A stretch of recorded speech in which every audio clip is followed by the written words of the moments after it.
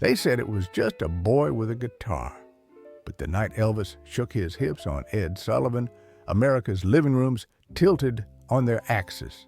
If you were there, you remember, the popcorn froze midair, and so did your father's jaw. This wasn't just music. It was a detour from the tidy map of the 1950s, and some of us are still walking that road today. By morning, the town would argue like church let out early and never ended, but to understand the look on my father's face, half fear, half something he wouldn't name, we have to go back. Back to the tidy world we were sure wouldn't change. Now the thing is, 1956 ran on rails, hats on pegs by the door, keys in a ceramic dish with a chipped rim, milk bottles clinking against each other at dawn like shy dinner guests. The day started with the scrape of a metal mailbox and ended with the thud of the evening paper. Kids said, "Yes, sir," and "No, ma'am," and meant both as passwords to move through a world built by people who'd seen hard times and didn't want surprises. You remember the sounds. Perry Como smoothing out the kitchen air like butter on warm toast. Doris Day floating above the clatter of plates. Every band sounded brushed and pressed, hair neatly parted, notes polite as a handshake.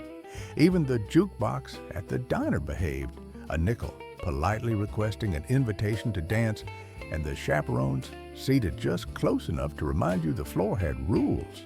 Home had a smell, furniture polish with a lemon bite, wool carpet that warmed your knees and scratched your skin if you crawled too fast, pot roast simmering so long the house felt like it had gravy in the walls. When you turned the TV knob, it crackled and clicked, a little thunderstorm contained in Bakelite. The set hummed as the tube woke up, and you could watch the picture swim into focus like a fish coming close enough to see your face. My parents had a code. Manners weren't just good form, they were morals. Keep your voice down, keep your hair high and tight, keep your elbows off the table and your opinions quieter than that. Noise meant trouble. Trouble meant disorder. Disorder meant the past they were trying not to relive. They'd rationed sugar. They'd rationed hope. A tidy world was safety stitched into every seam. But dusk had its own radio. Car windows cracked open, streetlights blinking on, and somewhere between the AM stations a rhythm slipped in that didn't ask permission. Sock hops behind the gym sprung up like mushrooms after rain. Somebody's cousin brought a record from a cousin who'd been through Memphis, and the needle found a groove we didn't have a name for yet. The beat didn't march. It swung its shoulders and laughed. I kept my rebellion small and portable, cuffed my jeans an extra fold like that might smuggle courage past the front hall, tucked a couple of 45s behind my algebra book, the paper sleeves already softened from secret handling. In the mirror, I practiced a curl at the corner of my mouth that looked like trouble on purpose and mostly came out like I'd bitten a lemon. Still, it felt like learning a new language, one grunt and grin at a time. And Sundays, well, Sundays were stitched to Ed Sullivan like buttons to a suit. All roads led to that living room. My father took the armchair with the worn arms that knew his elbows by name. My mother sat up with her needlework, thread looped just so, glasses low on her nose. I took the rug, cross-legged, close enough to reach the dial without being scolded. My sister leaned against the couch, head on the cushion, pretending she didn't care. The TV was an altar with rabbit ears wrapped in foil, a little tin foil crown we believed in more than we believed in most politicians. You'd tweak one antenna, step back, watch the picture blur into snow, then lean in again like you were whispering to it. When the signal snapped into place, the room exhaled. Ed's voice came through with that neighborly authority, the cadence that tucked America into bed on time. Respectability wore a tux on that show. Jugglers who never dropped, comics who never swore, singers who could place every note on the shelf where it belonged. You didn't worry about surprises. The dog would catch the frisbee, the contortionist would smile, the orchestra would hush at the right bar. It was a promise my parents trusted.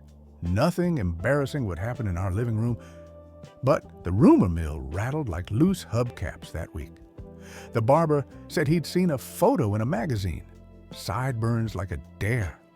The pastor frowned without naming names and mentioned temptation traveling on a backbeat.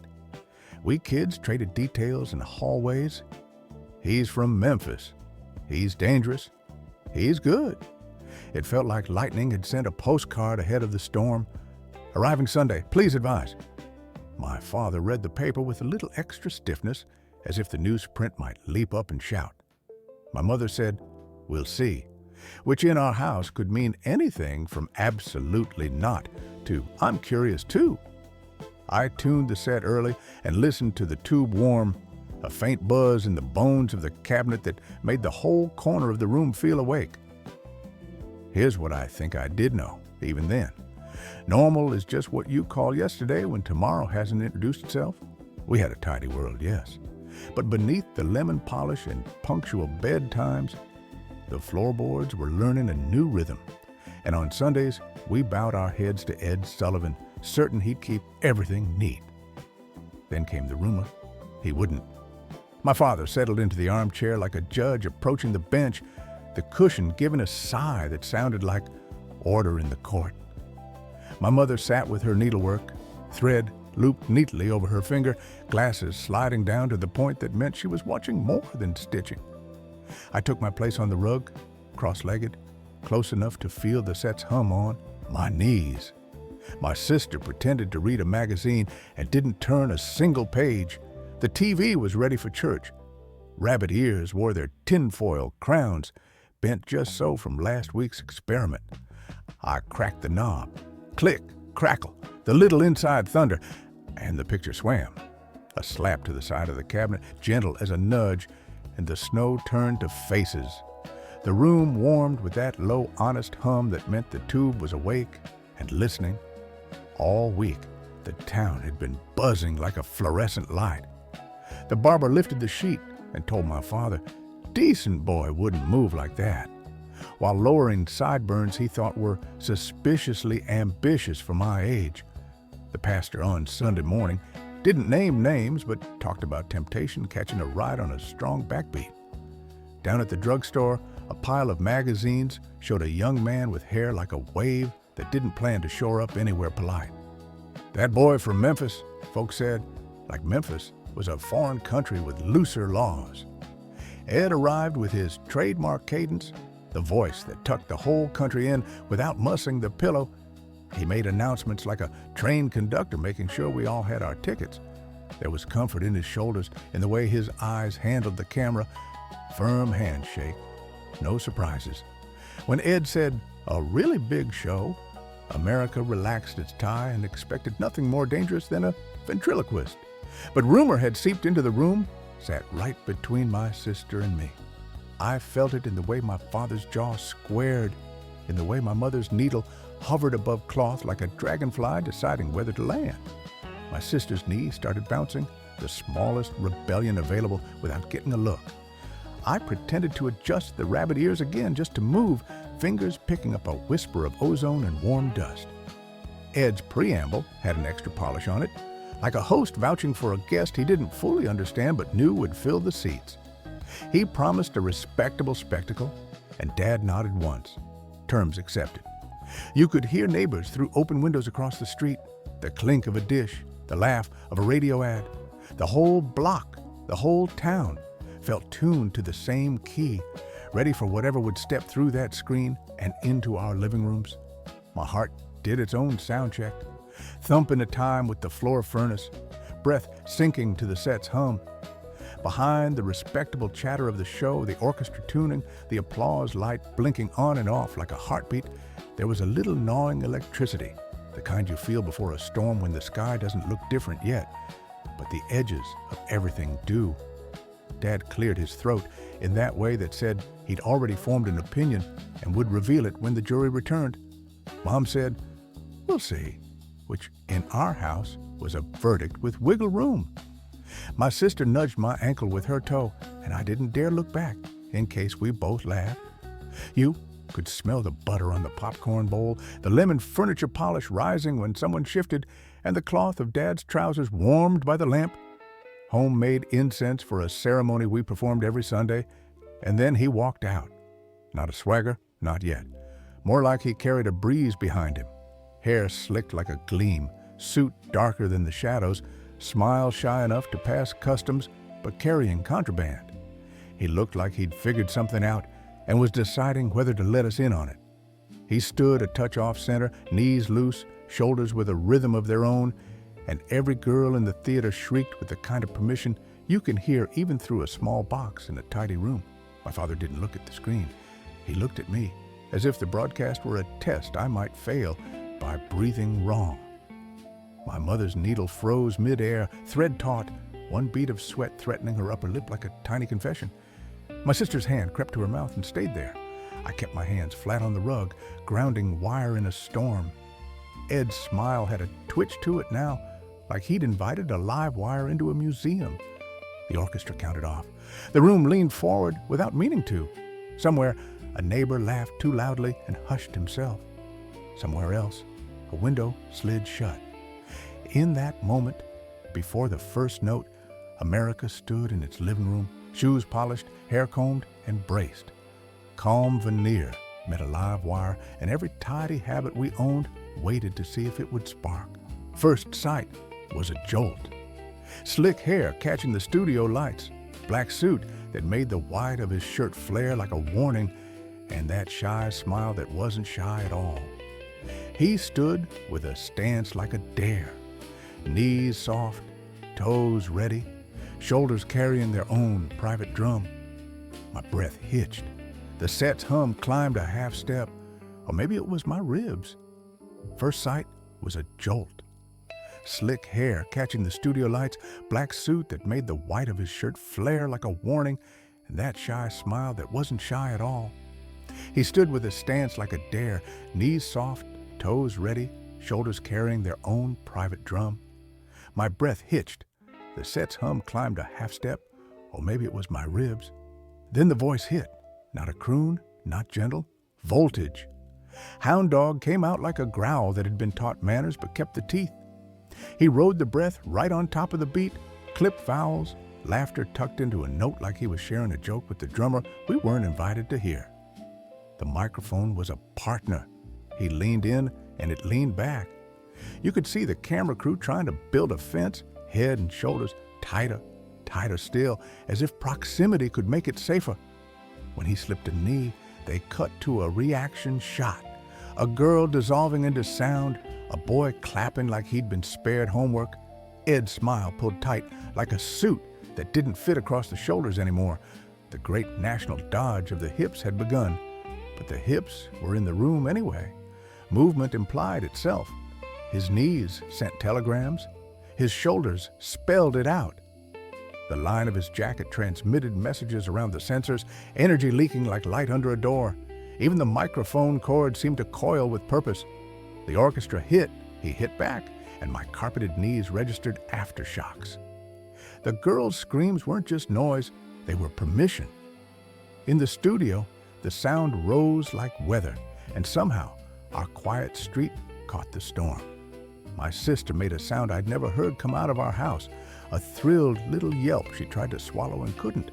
Across the block, a neighbor window thumped shut, then opened again. Joy is loud. It doesn't apologize. Dad didn't blink. He stared at me, not him, like my face would tell him which way the country would fall. Mom's needle hovered so long, the thread grew a kink, the kind you get when you pull against something that won't give. I felt the hair on my arms stand up as if the room had sprouted a breeze. Somewhere inside my chest, a new clock started ticking, counting a beat I'd followed for years. Here's where you could feel the chaperones losing their grip. The camera tried another cutaway, an overhead shot to flatten the pulse, but it only marked the distance between the rules and the moment.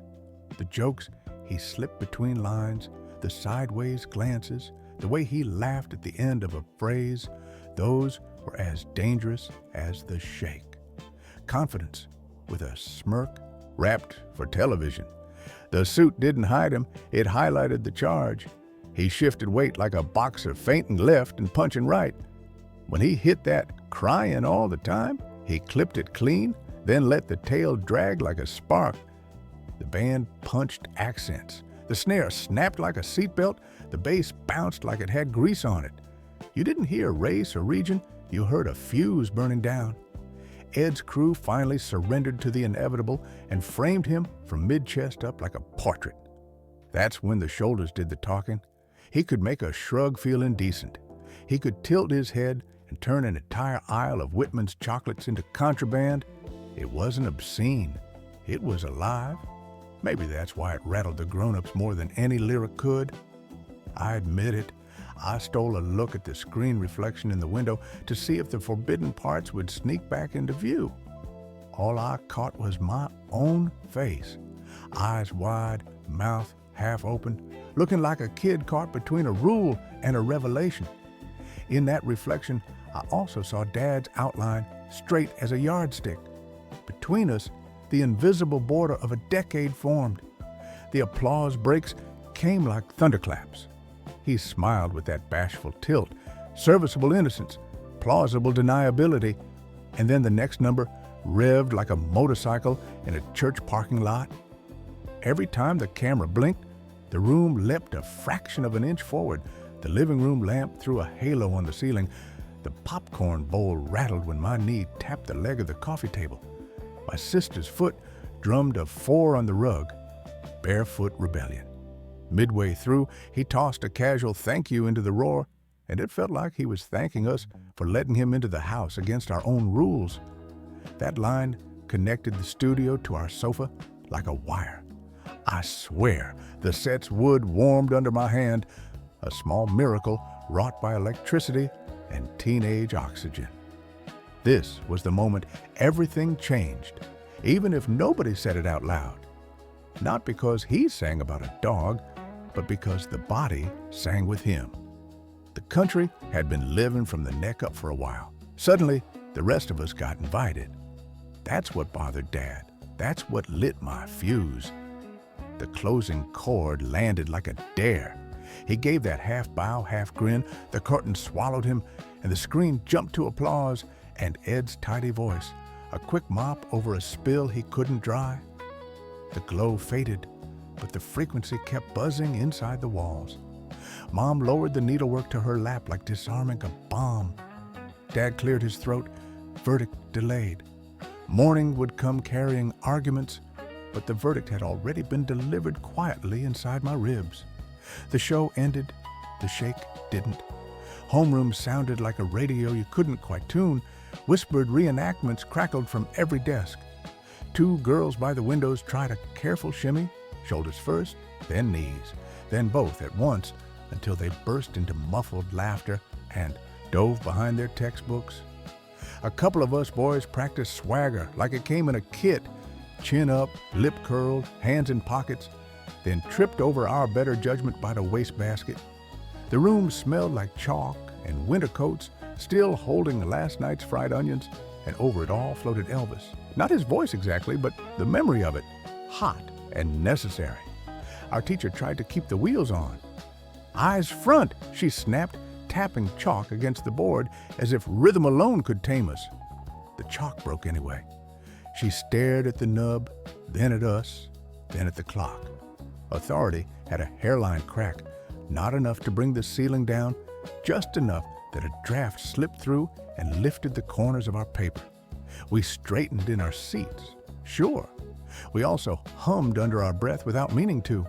By second period, the boys were negotiating sideburns in theory.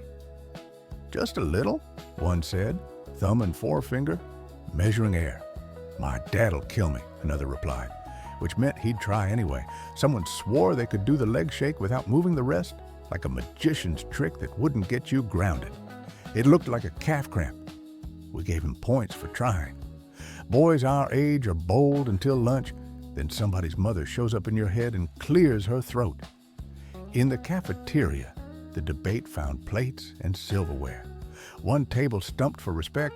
It's just noise, and noise is rude, while our corner baptized the air with a paper bag drumline.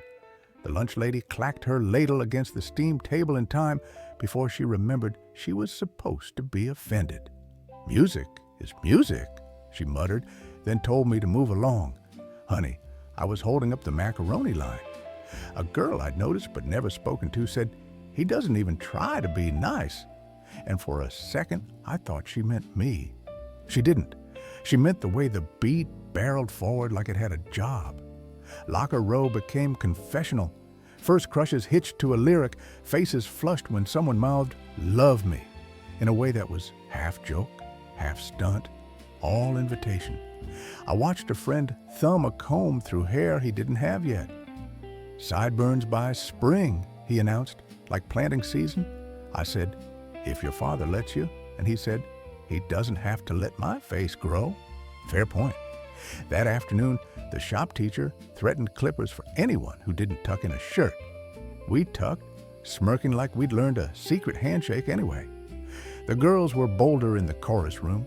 Our director smacked a tuning fork and tried to bring us back to proper vowels, but the altos slipped a swing into a warm-up, and the sopranos grinned so wide the sound brightened without permission. Someone dared to try a little vibrato on a held note and got a look that could iron your hair. Still, that quiver hung in the air after class like perfume. You could pretend you hadn't done it. Everyone knew you had. At the edges, a new map started to draw itself. The kids who grinned, who felt the shake in their knees and didn't pretend otherwise, found each other by the lockers and in line for milk. The kids who squinted, who'd heard the same broadcast and tightened like a belt, clustered near the bulletin boards, tut-tutting about standards and college prospects as if admission officers were hiding behind the trophy case. The line wasn't mean yet. It was penciled in, but it was there. My favorite misstep of the day happened in the boys' room. I leaned into the cracked mirror, tried that half sneer I'd practiced at home, and nearly chipped a tooth on the faucet when the door banged open. Ronnie laughed so hard he had to hold the stall door. "Careful," he said between gasps. "You're dangerous, all right, to plumbing." I bowed because when the revolution starts, start small. He taught me the knee thing in 5 seconds flat, and we swore to deploy it only under extreme conditions, by which we meant Friday. Teachers adjusted their sermons. History class turned into a parable. Every generation thinks the next will send us to ruin. Rome had its distractions too. Someone asked if Rome had Ed Sullivan. No one laughed out loud, but there were smiles pressed into sleeves. In English, we circled metaphor and pretended not to notice that every poem suddenly sounded like it could use a backbeat. The principal's morning announcement arrived late and careful. We remind students that comportment reflects on the school and your families. We heard, "Don't dance on the linoleum." After the bell, the grown-ups took their turn.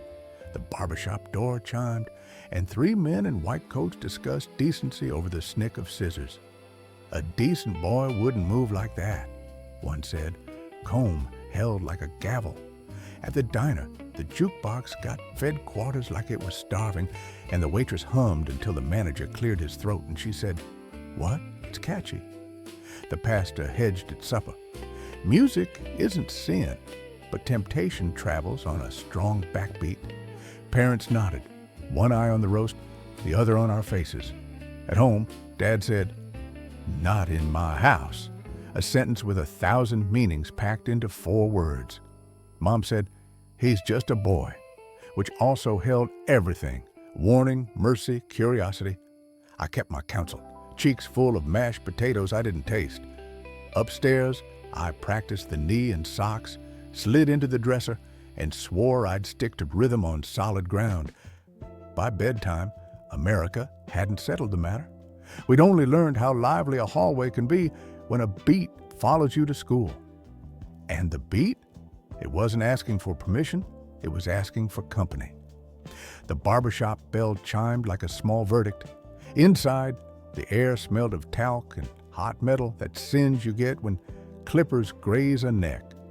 3 chairs, 3 capes, and a chorus of "Now listen" ricocheted off the mirrors. "A decent boy wouldn't move like that," my barber said, comb poised like a conductor's baton. "It's a phase," The second barber offered, trimming sideburns down to respectability. "End of days," the third pronounced, snapping his scissors as if to cut the word loose before it could stick to the ceiling. I sat under the cape, a white flag I hadn't agreed to, while they decided my future over my ears. "Square it," Dad said, meaning hair and life both. The barber nodded and shaved a clean border around a world he preferred. "You hear that screaming?" he asked the room. "Nothing decent requires screaming." I thought about the studio and my own living room, the way joy had lifted like a flock of birds.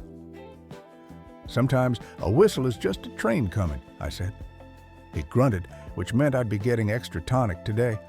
Across the street, the diner had its own weather system. Grease and coffee and jukebox glow. Quarters slid in like confessions, and the machine answered with bass you could feel in the stool legs. The waitress hummed without planning to, harmonizing with the grill. The short-order cook tapped his spatula against the griddle in eighth notes until the manager coughed twice, the universal signal for dial it down, and even then, his foot kept a sneaky time behind the salt bags. "Order up," he sang, and the plate skated to a girl who blushed for no reason except the beat liked her. At the corner booth, two fathers argued over pie. "Noise breeds disrespect," one said, tapping a fork for emphasis. The other cut his slice with calm precision. "Son, we were loud once too," he said. "It's just we had different shoes." Over at the counter, a kid drew sideburns on his reflection in the chrome napkin holder. The older regular next to him chuckled. "That mirror's forgiven. Your mother won't be." By afternoon, the headlines had joined the choir. Teen frenzy wagged from the rack, and letters to the editor started their nightly march. On porches, neighbors squinted at paragraphs like they could will the adjectives into better behavior. "Indecent gyrations," one letter said. "New American pep," another countered. The debate slid from melody to authority, from chords to control. Who gets to decide how joy behaves? That was the question nobody wrote down and everybody felt. Supper at home was its own courtroom. Dad's "not in my house" landed between the potatoes and the green beans like a motel Bible. Heavy, instructional, checked nightly. Mom tried the softer lane. "He's just a boy," she said, meaning the singer, meaning me, meaning every son who came home with a look in his eyes no parent wrote into the plan. My fork found my plate, but not my appetite. The gravy congealed while we took turns not saying what we meant. When Mom reached for the salt, her hand touched Dad's, and some of the heat leaked out through their fingers. Wednesday evening brought church. The pastor took the pulpit and cleared his throat the way men do when they'd rather sand wood than name feelings. "Music isn't sin," he said, "but temptation travels on a strong backbeat." A cough here, a nod there. I felt my collar scratch. In the side pew, one mother clutched her purse like it had morals in it. Another traced circles on her child's wrist, soothing an itch to move. Afterward, on the steps, the council of the unpersuaded assembled. "It's the end of civility," a deacon muttered. "Maybe it's a beginning," a woman said, surprising herself with the sound of it. The pastor shook hands, eyes kind, stance careful. "Walk wise," he told me, and I nodded like wisdom was something you could lace into shoes. Under the oak, the youth group negotiated Friday's chaperones like a treaty. "We can bring records," someone dared. "Soft ones," an adult said, which made every record in town sound like it had weight training to do. At dusk, porch lights flicked on one by one, a constellation of households deciding their version of order. The barbers turned signs to closed, hair clippings drifting like confetti no one would celebrate. The diner dimmed to a low hum, the jukebox catching its breath between songs. On the church steps, the last pair of voices settled into a truce. "Be careful." "I will." The town didn't pick a side that night. It did something truer. It kept talking. And the beat, well, it kept tapping the rail, patient as a train that knows every schedule changes eventually. Television learned rhythm before it admitted it. Variety shows that used to feel like polite parades started loosening their collars. The bands got punchier, comics leaned into the backbeat between punchlines. You could hear producers bargaining with the future, one safe act, then one that made the ushers sweat. Cameras tried to keep the frame tidy, but the music bled to the edges anyway, a tide working on a careful beach. On Saturday afternoons, kids our age slipped onto local dance programs, hair greased, skirts swishing, rules posted, and then politely ignored. MCs declared everything swell, while the floorboards argued for sweat. Sponsors watched the ratings, frowned at the hips, then smiled at the sales. A bar of soap doesn't care how you move as long as you buy two. Radio revolted with a grin. Disc jockeys gambled on that beat and won paper mountains. You could hear the rebellion in their patter, slang getting cooler by the week, jokes rolling faster, request lines jammed with nickels and giggles. The old crooners didn't vanish, they moved to afternoon. Even the late-night preacher had to speak over a distant snare drum. We learned geography by signal strength. Memphis, if the weather behaved, Chicago when it rained, stations from nowhere that sounded like they were broadcasting from a jukebox in a dream. Fashion took the hint. Sideburns showed up in neighborhoods where barbers swore they never would. Not mutton chops. Little declarations, soft as dandelion puffs at first, then braver. Pencil skirts found a new tempo. Saddle shoes learned to scuff on purpose. Blue suede became shorthand for trouble you could dance with. The girls wore lipstick that meant business. The boys found jackets that squeaked when you shrugged just right. Every mirror in town turned into a rehearsal hall. The industry scrambled like a kitchen after the timer rings. Record labels sent scouts to every VFW and roller rink, hoping to bottle lightning with a haircut and a chord progression. One week, a kid was hauling soda crates. The next, he was on a bus with his mother's sandwich in a paper bag and a contract in his pocket, modest as a marriage license, dangerous as a matchbook. The suits fretted. Then they cashed in. Moral panic doesn't spend, teenagers do. At home, the rules got renegotiated like armistice lines. Curfews argued at the foot of the stairs. 10, Dad said. 10:30, I tried. We landed on 10:15 and a glance at the clock that spoke in capital letters. Garages became studios with broomstick microphones, basements got humid with effort, and mothers learned the diplomacy of keep it down, said with a smile, because that kind of noise meant kids were home. Someone's older brother played a chord that felt illegal. We named the band after a car part and practiced until the neighbor's porch light blinked. Allowances turned into ballots. Every dollar was a vote, on 45s, on tickets, on posters that declared allegiance above a twin bed. Concerts became rites of passage, more church than church some nights. We shouted ourselves hoarse and swore we'd never tell our parents how perfect it felt to belong to a sound. The poster tape left squares on the paint. Our mothers sighed, then saved the tape rolls anyway. Meanwhile, something else was happening across the street from fame. The little acts, the polkas, the harmonies in church basements, the brass bands on courthouse lawns didn't die. They learned to swing their hips metaphorically. A wedding band that used to glide through standards added one backbeat and watched the cousins head for the floor. Aunt Irene didn't approve. Aunt Irene also danced.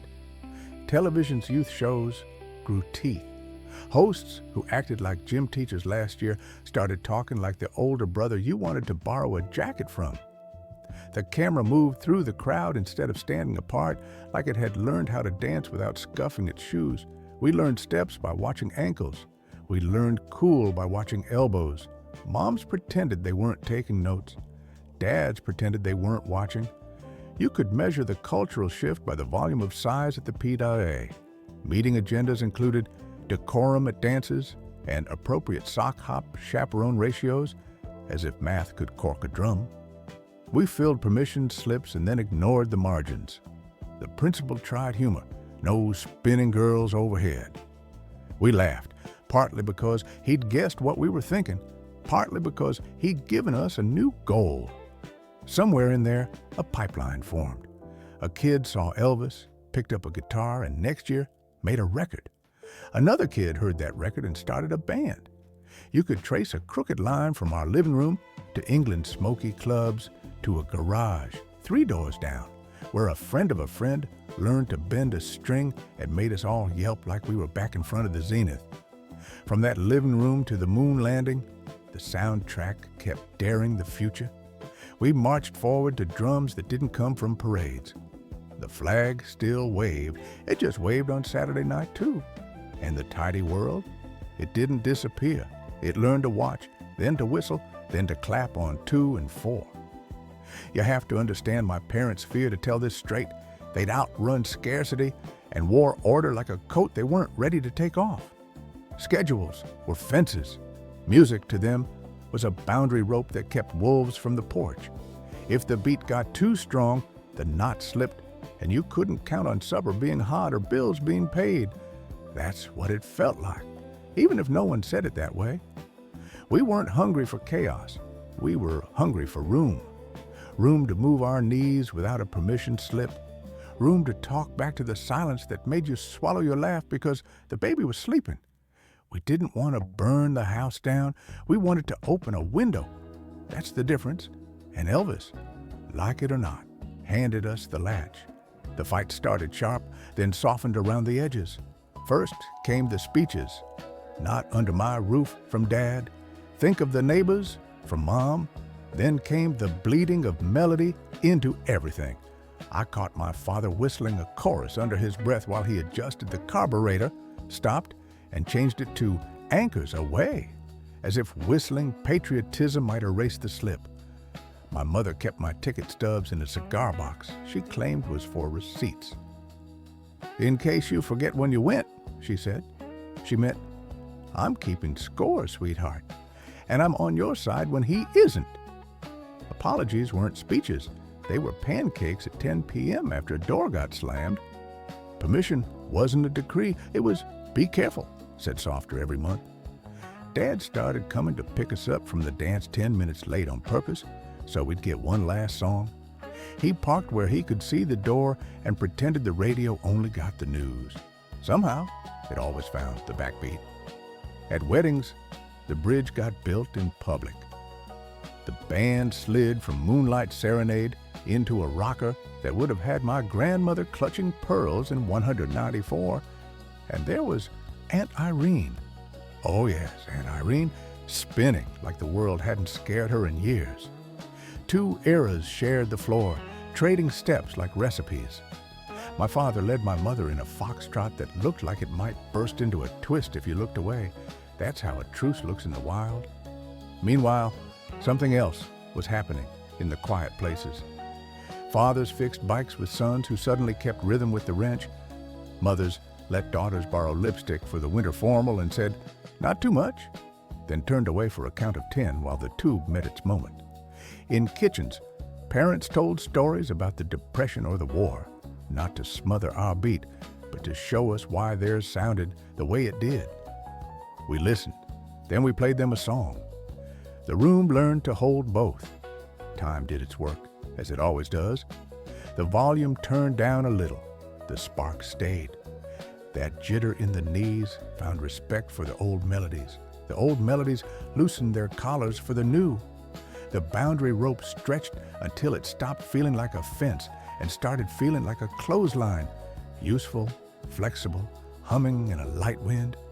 If you think about it, that was the gift. Not victory, but voltage shared. What stays is the charge. I still feel it in my wrist when a snare snaps right, and I can still hear Dad's whistle, finding the chorus he once tried to outrun. That's a truce if I've ever known one. Memory turns grainy at the edges, like film you ran through the projector too many times, but some frames refuse to fade. The smoky TV light, the rough wool carpet biting my palms, the taste of popcorn salt meeting a dry mouth.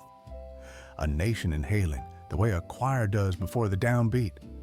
If you were there, you know the air itself felt charged, like a storm inside a box. Measure my life in those little voltage spikes. Friends I found because a song cracked the shell of shyness. We heard the same drum and started walking in step. Garage bands that smelled like summer and motor oil. Back doors propped open with amplifiers. We were terrible, then decent, then not half bad. And in the spaces between 3 chords, we invented the courage to say what we felt.